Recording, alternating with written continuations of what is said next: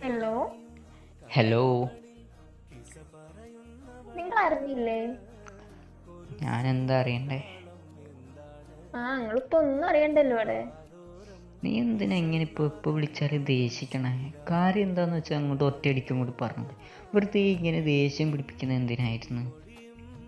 എനിക്ക് നിങ്ങളെ ഇഷ്ടമല്ല. ആ, ഇതാണ് ഞാൻ പറഞ്ഞത്. എപ്പം നോക്കിയാലും ചീത്ത അറിയൂ. ചീത്ത പറഞ്ഞല്ലല്ലോ കുഞ്ഞെ, ഞാനിപ്പോൾ എന്താ പറഞ്ഞ മോളോട്? ദേഷ്യത്തിലല്ലേ എന്നോട് പറഞ്ഞ? അങ്ങനെയല്ല, നീ ഒരുമാതിരി പറഞ്ഞോണ്ടല്ലേ. പറഞ്ഞു. എന്തിനാ ഇങ്ങനെ ചെറിയ കാര്യങ്ങൾക്കൊക്കെ ദേഷ്യം പിടിക്കാൻ നിൽക്കുന്നത്? എനിക്കറിയാം നിങ്ങൾക്ക് എന്നെ ഇഷ്ടമല്ല, അതുകൊണ്ട് നിങ്ങൾ എന്നെ എപ്പോ വിളിച്ചാലും ചീത്ത പറയണം. നീ ഓരോന്നും പറഞ്ഞുണ്ടാക്കി വരുന്നല്ലേ. ശരിക്കും ഇത് തല്ലിന് വേണ്ടിയിട്ട് വിളിച്ചേ? ഞാൻ തല്ലിനൊന്നല്ല വിളിച്ചത്. പിന്നെ എന്തോ പറയാനാ വിളിച്ചത്? ഞാൻ എത്ര വട്ടം ഇങ്ങോട്ട് ഒരു കാര്യം പറയണം, സാധിച്ചാ നിങ്ങള്? എന്താ കാര്യമെന്ന് പറഞ്ഞാലേ എനിക്ക് ഓർമ്മ ഉണ്ടാവുള്ളൂ.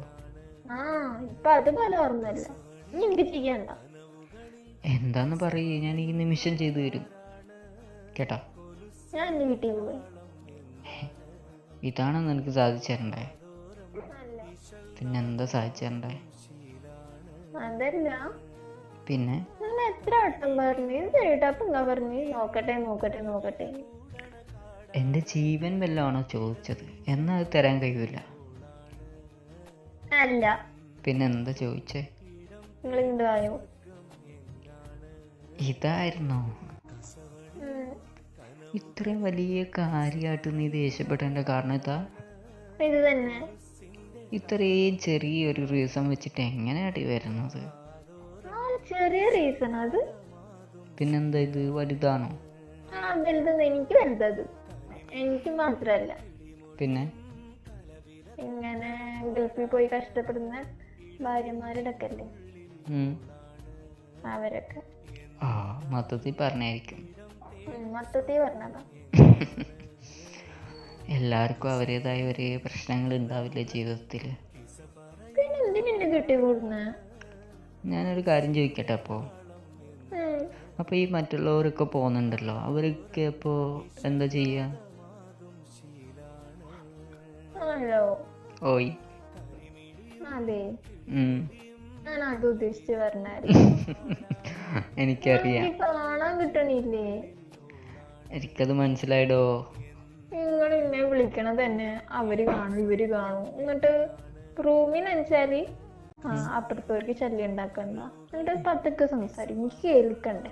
കടയിൽ വെച്ചാലോ അവര് കാണും ഇവര് കാണും. എന്റെ പൊന്നോ. ഇതിനൊക്കെ ഞാൻ ഒരു സൊല്യൂഷൻ കണ്ടുപിടിച്ചിട്ടുണ്ട്. എന്താ? ഇതൊക്കെ വഴിയേ തരും. പിന്നെ പോരെ? നിനക്ക് സൊല്യൂഷൻ കണ്ടാ പോരെ? കേൾക്കാൻ തുടങ്ങിട്ടേ കൊറേ നാളായി.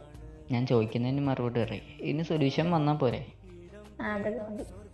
അതെന്താ വേണം വേണ്ടാത്തനക്കൊക്കെ പറയണം? വേണോ വേണ്ടയോ? വേണം. ഉറപ്പാണോ?